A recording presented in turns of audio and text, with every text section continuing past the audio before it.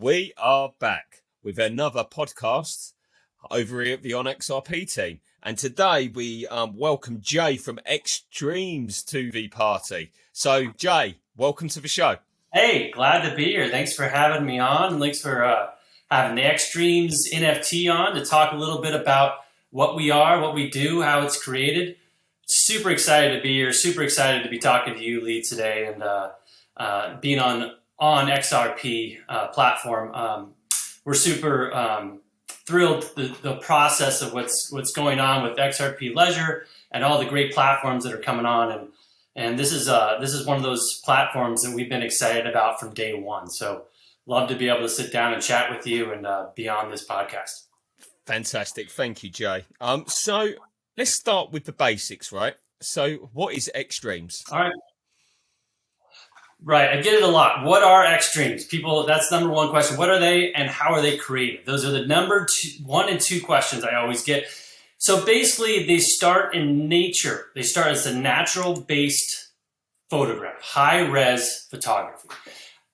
It started, I don't know, maybe it's about 10 years ago or so when I was doing a different type of project, a 365, meaning taking a picture every day. I kind of stumbled on this random process of photographing, capturing an image in a unique type of way. And then I started to play around with it. I got really excited with it. I started to adjust it. I can't go into complete details on the process, the exact steps that gets taken to get there. But basically what happens is I'm a photographer in the foundation as an artist. So as an artist, I've done a variety of things, but what I do most is photography. It's my business. It's what I've always done. And I love to be an artist with that. I always am constantly trying to explore different ways to push myself as an artist. But I came upon this thing on accident. It was a complete accident.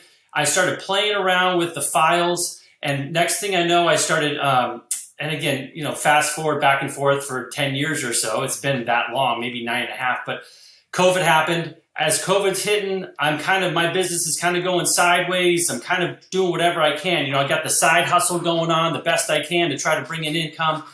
And I just decided to dust this project off, and I started messing around with it and kind of taking it to different levels of different directions.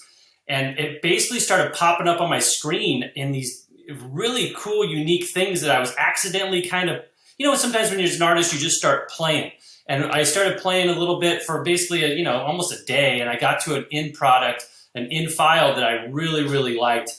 And I knew this was the direction I needed to go. And so basically what it is a high-res photograph that is then edited in a variety of different softwares with different techniques to create a concept that gives you almost this face of nature, I think of it as. And so every piece is unique. Every piece starts and is created differently. And then I try to get it to a point where I'm creating contrast, both with light and shadows, but also with color, that gives somebody an idea or somebody an option to explore the picture, explore the NFT, however they want to explore it, and hopefully bring them kind of some, let their imagination kind of go a little bit and say, what do you see? It's a little bit of that in there. Like everybody sees every one of my characters slightly different from one another. So it's kind of what it is. The long answer, I guess, but they're exciting to make from my end. I love it. Every single piece starts on my, in the camera, then in my computer, and then it just kind of evolves as it's going. And so they kind of showcase it to me. It's almost like a dream to me too, because I don't know where it's going. And then eventually we get to the final product, and I mess around with each one probably for hours, days, weeks even. Some I still am messing around with, and I've been on my computer screen for, in my computer for days, weeks, months even. So that's kind of how they're created. That's how they start. That's kind of how I get to the final product. It must be nice to have a marketplace to actually share your art, to connect with individuals in a different way to what you normally would, right? Right. And that's what's a huge part of this whole process for me has been the XRP Leisure and onXRP. Because when I started this project and kind of got to that point where I'm talking about, where I had that kind of like that moment of like, this is where it's going, I went kind of traditional. I'm like, all right, let's reach out to some brick and mortar art houses and see what's going on. they were kind of like, "There's cool, but I don't know if there's an audience for this." And then I found, and I kind of went into the whole technology open sea space of NFTs. That was blowing up. And then I'm like, holy smokes, I have to mint these things at a ridiculous I would have to mint these things seriously. It's almost twice as much as I was going to try to sell them for.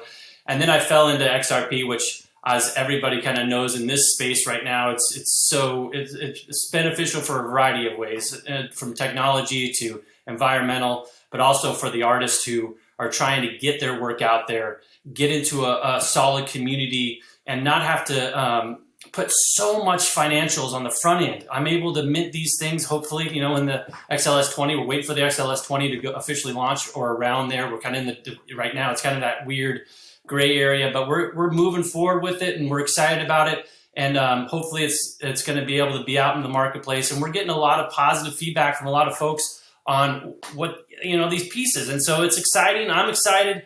This is something that I would have never dreamt of, xDREAMS, dreaming of, a couple years ago when this project was in the making.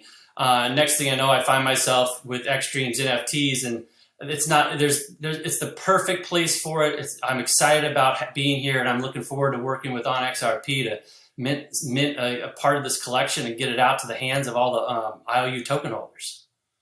Wow. So talk to me, how did you find XRPL? Was it just kind of a process that you went through, where you kind of done some market research, or how did you find a kind of pretty much that hadn't actually launched yet? Yeah, right. And so it kind of, again, it stems back to the NFT world was blowing up. This couple, maybe 2 years ago, NFTs were being sold, and I was just researching. Again, it's the middle of COVID, and so I had a lot of time. I have a family. I'm working with my kids. I'm logging them into school, but I took that role as the family because I just didn't have the work coming in from a photography side of things, and so I was just doing artwork research, reading articles, trying to stay up to date, trying to keep myself on the forefront of that. And I started seeing all these prices just skyrocketing. And so I was like, this is odd. This is cool. Let me check this out. So I started looking into that. And then again, just kind of found open space and all that level, and was just way too expensive for the gas fees. I didn't know how I was going to do it. So I was like, what the heck is with these gas fees? Started researching all of those and how not very good they are for the environment, all that kind of stuff, and how much energy it takes to do all that.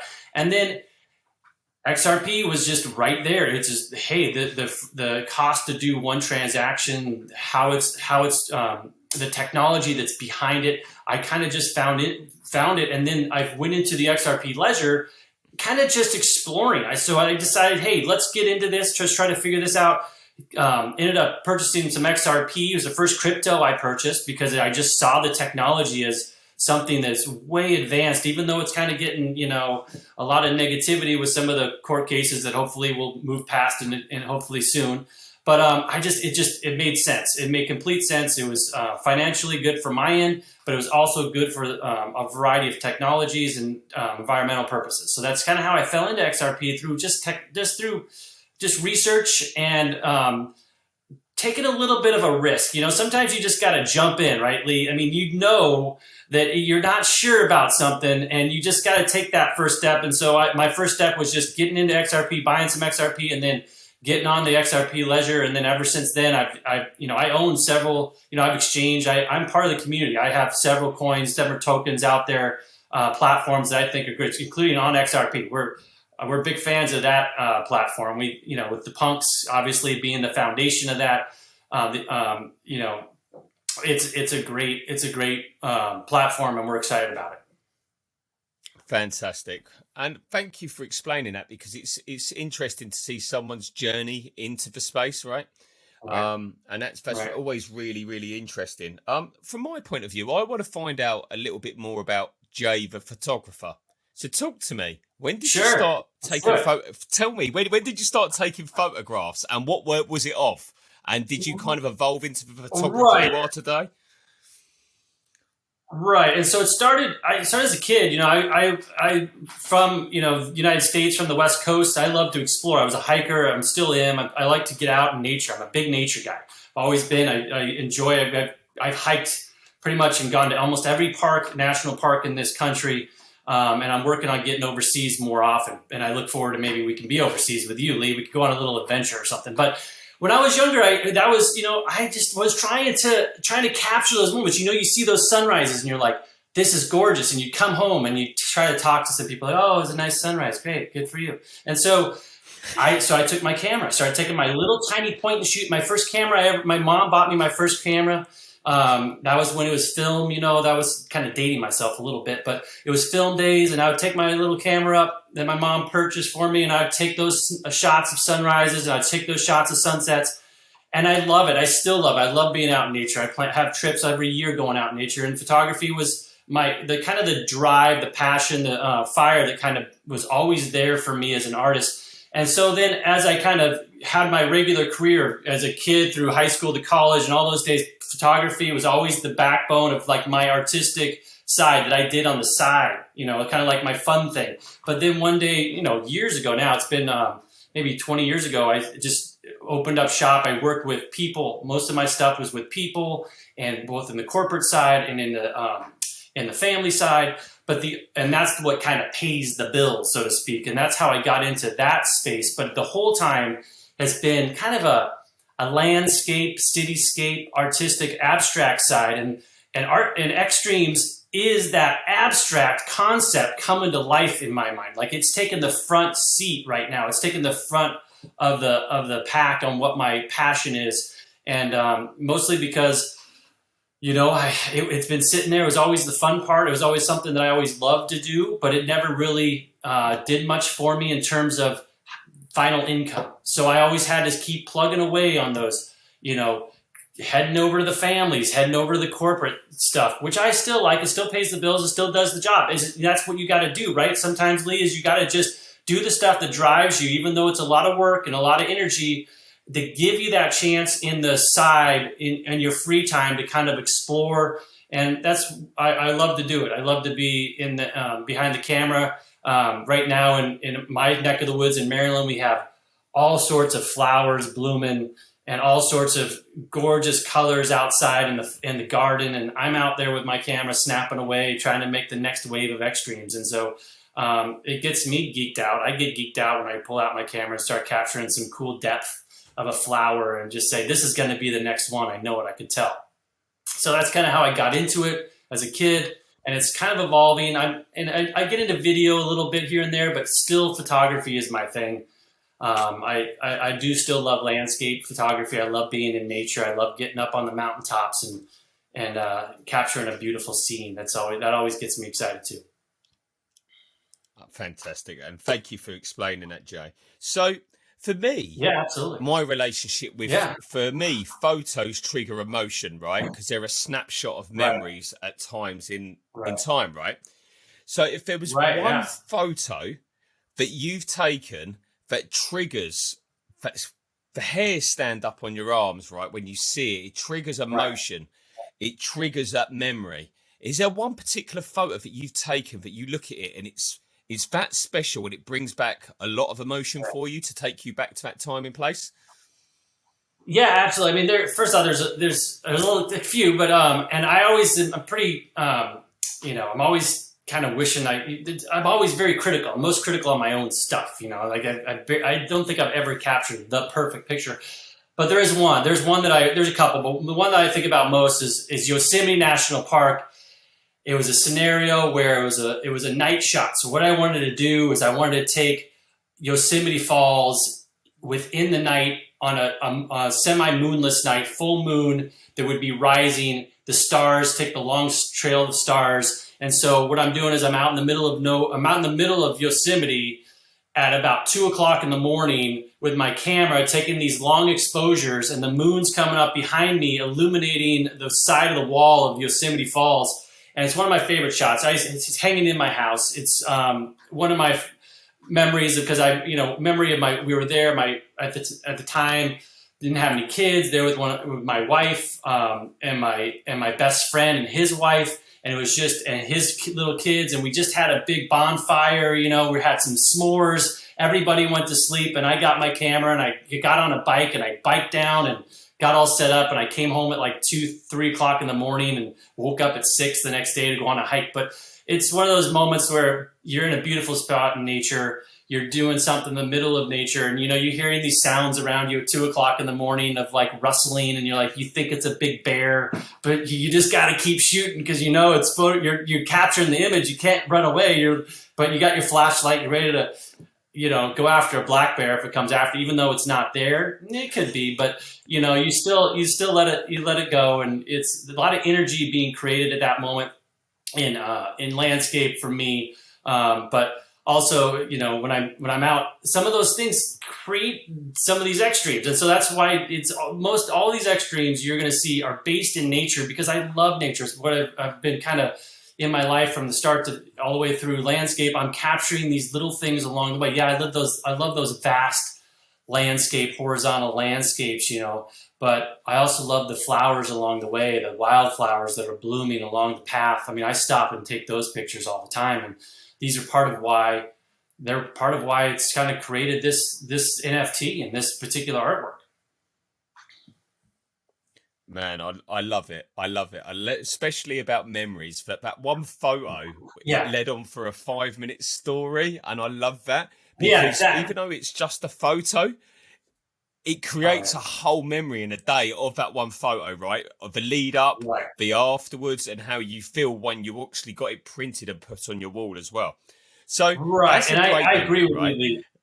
Yeah, everybody has them, and with the world of Instagram, your iPhones and the snaps everywhere, it is important to have them. And then again, for me, I'm a big fan of the hard copy print, or again, these NFTs.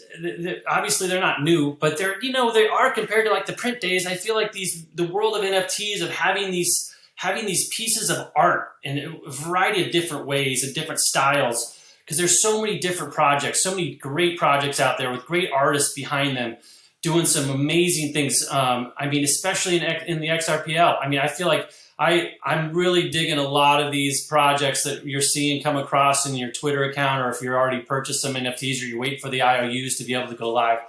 These things are going to bring a lot of great memories. And I say go take some pictures. I mean, I'm a big fan of it. I always think, you know, you can always take more pictures, but they bring back that memory. And that one shot, as it hangs in my house, it brings the whole memory of the whole week of spending that time with my friends and my family. And I wouldn't trade it for the world, man. Absolutely. I totally get it. So that's a good memory. And you talked about hearing rustling in the bushes, and you talk about potentially black bears. Bears got to be some serious, dangerous positions you found yourself in during these hikes. So what's the number one worst position you found yourself in? Well, I would say it was a position that you realized after. So I'm pretty safe, you know, like after the fact, after you kind of walked away from the scene and thought, wow, maybe I shouldn't have done that. And so, again, I am pretty safe. I'm pretty good at a solid explorer. I feel pretty good on my feet, and I'm never going to make a too difficult a move. But sometimes you see a picture or see an image or see a scene that you really want to capture, and you're like, how do I get there? And one time we were exploring Oregon, my buddy and I, and there was a beautiful spot that I wanted to get down to, and it was kind of on a cliffside, and I kind of scrambled down it with my camera, set it up, shot it, and the whole time it's kind of misty and rainy, and the ground is wet and soggy.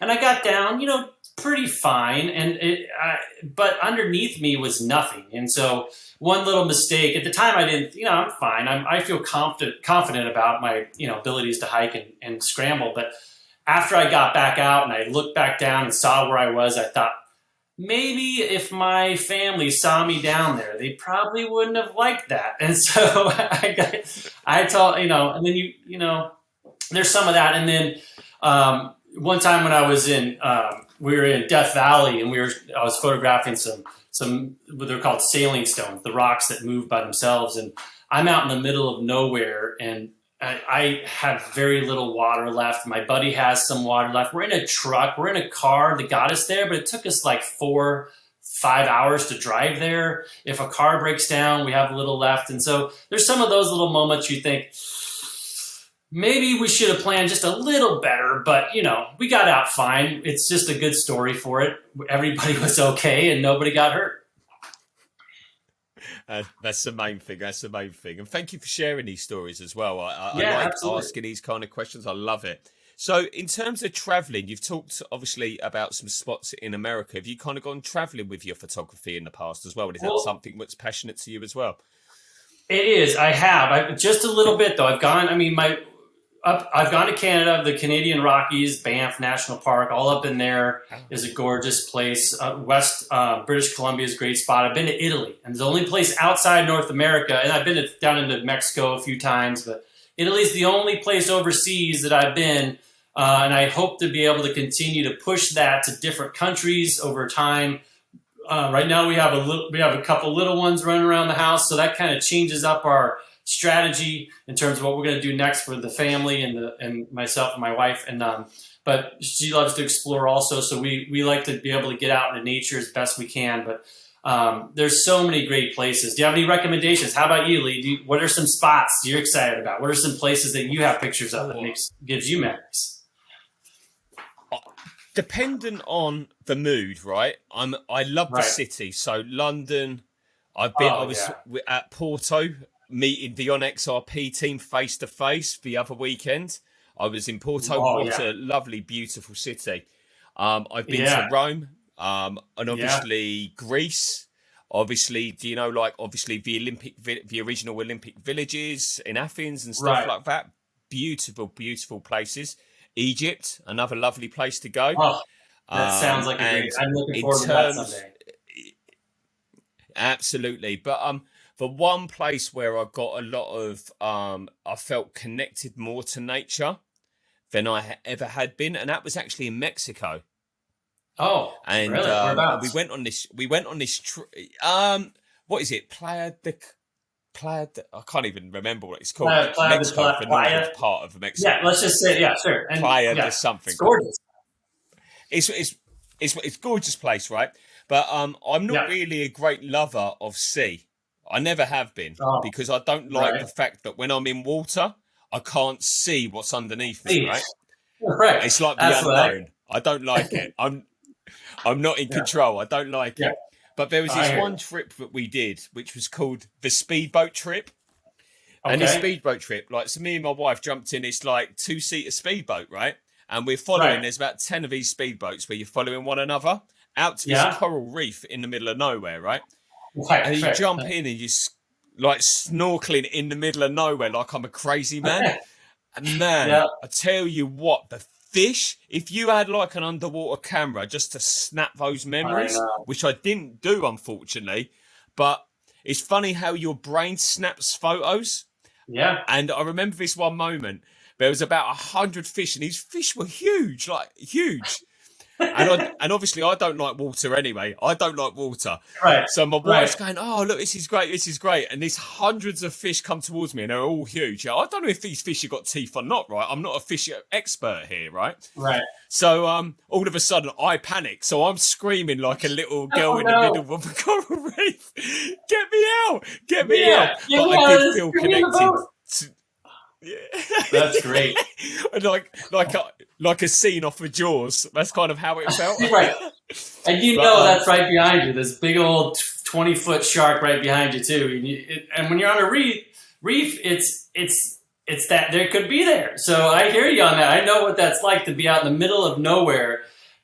Even though the reef is right there, it's a little precarious. Like something goes wrong, I'm a long way from land. Absolutely, absolutely. But there is one particular place that I advise you to go to. Yeah. Beauty. Is Halkidiki. Halkidiki. It's in mainland Okay. Greece. Okay. And Yeah.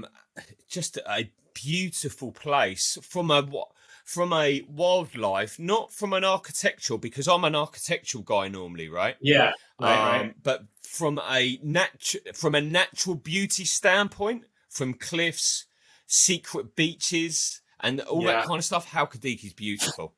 Oh yeah. No, Greece is a spot that's on our our bucket list. And hopefully we'll get there. And you're talking about cities. We love cities too. We look forward to going to Paris. I haven't been to Paris yet, and I want to be able to get into Paris and check that out. And I lived in New York City for a couple of years. I've been to San Francisco for a couple of years, and I love the cityscape. I love walking around my black and white days. I have books and books of black and white negatives from that. And so it's all that art, all that work of understanding how contrast works is kind of what gave me the foundation. It's not like I just randomly snapping shots. I spend, 20 minutes with one little flower, looking for that one position, the one angle, the one depth of field. And so even though it's that, it took me years to kind of get there, playing with those cityscapes, playing with those angles, because some of those big buildings have those great angles and lines and darks versus shadows versus highlights. And that's exactly what's going on with your eye when you're looking at a cityscape shot, and what you're looking at in xDREAMS. Your eye kind of starts wandering to the lights, the darks, and then the colors kind of come in with it. And that's kind of the fun of it. That's the fun, is trying to find that shot that kind of lets your eyes wander the most. And there's a lot of artists out there that are doing that same thing with their artwork on the XRPL. And we're excited about working with them. We try to reach out to as many of these projects as possible to collaborate on stuff. We're in several collaborations with a variety of different groups. We want to make sure when we have that ability to launch and all these, we think is, when XRP kind of blows up, I think there's a lot of people out there feel the same way, that when all this court stuff goes away, there's going to be a flood of folks. And we hope when they come in, we have a good solid group of people and projects that are working together to kind of help create that foundation to rise that tide, and maybe over the reef. So maybe it'll get too deep for you, but that's what we're excited about. So we again, I like to explore a variety of different places. Nature is great. It's my favorite, but cities have such an important part of it in terms of walking around with my 50 millimeter lens and capturing different scenes. I love it. Yeah, that's great. In terms of getting that photo, how many kind of photos do you need to actually take to actually get the one you're after? Is it different, or do you kind of spend all day snapping hundreds of photos and then you go through them afterwards? Talk us through that process of actually selecting the photo you want. Well, it is a process. So there's first off, something has to inspire me. So there's something. Some days, how this is. Some days you just are more in the zone. You're just your eye just sees things differently. And as an artist, it ebbs and flows on that. And so this time of year, they're everywhere. It's like every time you look, you see something that's beautiful. You have different colors and different shapes and things like that. So sometimes it's just a matter of getting time. So it depends on a day. I'll just grab my camera and I'll force myself to go out looking for something. And then some days I'm walking in from the car and I see something in my garden and I'm like, I say, sweetheart, give me a second. I'll be back in 10 minutes. And I just go out and it's the same flower that's been there blooming.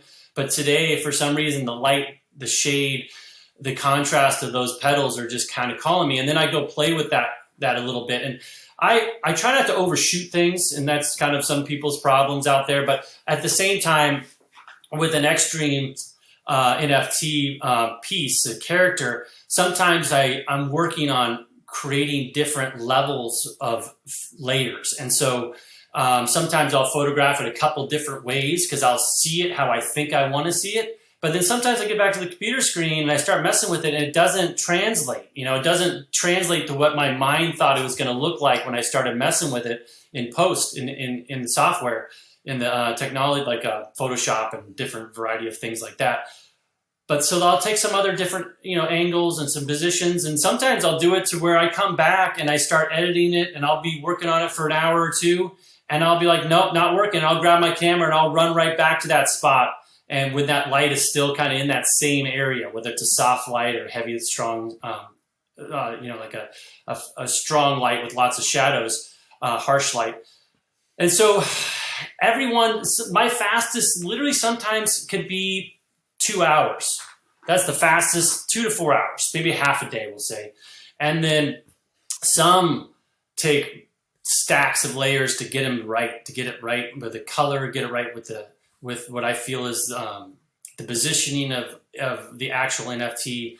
Again, I'm gravitating with this line to be more of a face feel. So I'm trying to create this face because people love to look at faces. I mean, it's just how our culture is. And I kind of feel like I'm trying to create these faces of nature. And like I said, majority of these are nature-based. And they could be all sorts of nature. I have ice and bubbles and I mean, but this time of year, there's a lot of flowers out there. So I'm capturing all sorts of flowers. So, and all of a sudden it's December, you know, fast forward 6 months and I'm looking to do something. I kind of pull up an old file sometimes and that I would have thought never worked. But my mindset is a little different that day. And I'm able to kind of create something that I probably wouldn't have created last time when I first took that photograph. And so it's the artistic approach of never feeling like you're completed with something. Like, again, even the ones that's the only thing when you print something or when you mint something, it's final. And so when that thing is final to me, that's kind of the scariest part because I know the next day I'm going to see it and go, why did I could have done, or I should have. And so I'm always kind of tinkering a little bit because I just, I feel like that's what you got to do sometimes. And sometimes you got to step away and someday it's going to be minted and that's just going to be it. That's just going to be, the peace goddess is done. It is completed. But until I mint that thing, I can kind of make an adjustment or two here and there because sometimes I make those adjustments as we go along. That's great. And in terms of, give us, if people are listening today from the onXRP community. Tons of people. I know they are, right? They're out there. The idea of... They're still on. Thanks for sticking around. So this is awesome. Go ahead. That's it. So if they wanted to find out a little bit more about xDREAMS, right, and they're like, right, I want to kind of have a look at this artwork, and they might want to buy some of the artwork when it becomes available, when XLS 20 comes out, right? Yep. So how can the guys get involved, the guys and gals get involved in obviously xDREAMS community? So could you talk us through that? Right. So step one, we're heavy into Twitter. That's the way we're communicating a lot of it. I feel like the Twitter and the space there, the community there is strong with XRP and the leisure because you're able to kind of connect with the group and share links and easily set up trust lines and things like that. So a lot of the work that we're sending out is there. We have a website. Our website is dreams.nft. And you can find us on Twitter at xDREAMS_NFT. And we have 10,000. We're going to have 10,000 in our collection, and we're going to roll them out on a couple different platforms in a couple different ways. We just launched a new token called WakeX. So instead of dreaming, you're awake, and it's going to give you those reward tokens and for holding xDREAMS. And so we wanted to give our community, the supporters, more than just the NFT. We wanted to give them a reason to hold. And mostly with WakeX is what we did this for is because we wanted to give our community a chance to own and get one of the characters that they love, because every character, like we talked about, is built and created differently. We're not a one hand-drawn NFT that have different layers on it and create a different NFT with that particular base model. We're going to have 200 characters, from the Peace Goddess to the Supreme Queen to the Emperor, 200 forward. So every single one of those is like a unique NFT collection that's going to have 50 of those. And so we wanted to give people a chance. If they really love Queen Lovey, and that's all they care about is that particular style of NFT for xDREAMS, we want to give them a chance to get that xDREAMS in their wallet. But with these IOU tokens, it's kind of being a little challenging. You have to figure out, how are we going to do it? Are we going to use some sort of randomizer? Are we going to do highest bidder on an XRP auction? So we came up with the idea of creating a WakeX that would be a ratio of what you held in xDREAMS to what you're going to get in WakeX. So it's 1,000 to 1 ratio of whatever you hold in your wallet. And then we're going to auction off some of these xDREAMS with WakeX tokens. And so if you have more WakeX tokens, you could just use them and just use them to bid on your favorite xDREAMS. You burn the WakeX token along with the xDREAMS token that you have. So it gives people a chance to be able to come on our community, buy their a token right now, but then have a chance to secure and mint and have in their wallet their favorite one. Because the one thing I don't want to do is be like, oh, I love xDREAMS NFTs, but I can't get the Supreme Queen. All I want is that one. And next thing you know, it goes out. And next thing you know, they're worth 10,000 XRP and someone can't buy it and someone can't get it. So that's kind of what we're gravitating towards. We're excited about is the next wave of this. So come on over, Twitter, get involved. The more xDREAMS you get, the more WakeX you get. The more WakeX you have, you could bid on your favorite xDREAMS. And then other things in the future. We have prints. You know, we just talked about prints and having it up on the wall. Can you imagine one of these xDREAMS? They're photographed in super high res. These files are monstrous. They could be printed 5 feet by 5 feet, 6 feet by 6 feet. These things could be gigantic in your house if you wanted them. And so we hope, and if everything kind of keeps going the way we hope it's going, it feels like it's going that way, you'll be able to exchange some of these, redeem, we're calling these reward tokens, rewards for actual hard copy prints. And so I don't know. We're still. That's the game plan. That's the hope. That's what we're going down. And then obviously, you know, like everybody's got merch, and you know, maybe our next line of NFTs could be using WakeX to be able to come back, because you know, as you can see behind me, I got a lot of landscape stuff out there. I got a lot of other things that could possibly be something that people might want in their wallets, and they could possibly use WakeX to get those particular NFTs. So we're trying to reward the supporters of our project. We feel like we have a great number of supporters and some platforms that are helping us through this. And you know, as we talk, I'm big in the art world. I'm big in being an entrepreneur and having businesses and understanding that. But the technology side, I'm not. I have to do my research. I'm able to figure it out, but I'm not the tech geek that's like coding my stuff. I need support, and there's certain platforms and groups out there that have been fantastic for me when it comes to helping me get this going and then answering questions, because I have a lot of questions and I want to make sure I'm not doing something that's going to hurt my project or hurt the supporters of my project, because I do something that I think that I didn't realize maybe is not the best thing to do on the tech side.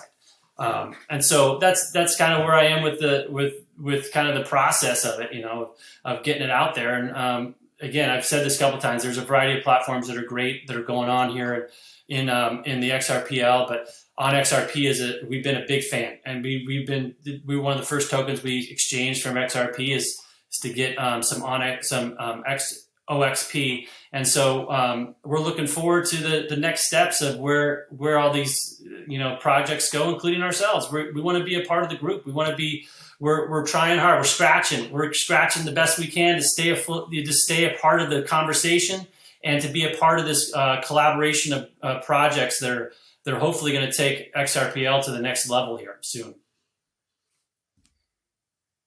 Well, thank you, Jay. Yeah. I really appreciate not only you sharing xDREAMS today, but your journey to come here. And obviously I see this as, let's say, chapter 1 of the story of many, right? Let's hope. So right? Yeah. as one door closes, another one opens, right? Exactly. So I'm excited to see chapter 2 for xDREAMS and you being able to share your visions and your photography with a wider audience, and I'm looking forward to that. So I'll be watching from afar. But I want to thank you. I really do, for coming on today, Jay. Thanks, Lee. We really appreciate you having us on. It's been you've been fantastic to work with, easy to talk to. Look forward to chapter 2 in the conversation someday down the road. You know, this is part of what we're hoping to be able to do is create those connections, get the word out, and hopefully, you know, this is a great podcast, great platform to do that, and we are thrilled to be a part of it. Thanks for letting us be a part of the episodes. We really appreciate it. Lovely, thank you, Jay. So, onXRP community, we are over and out.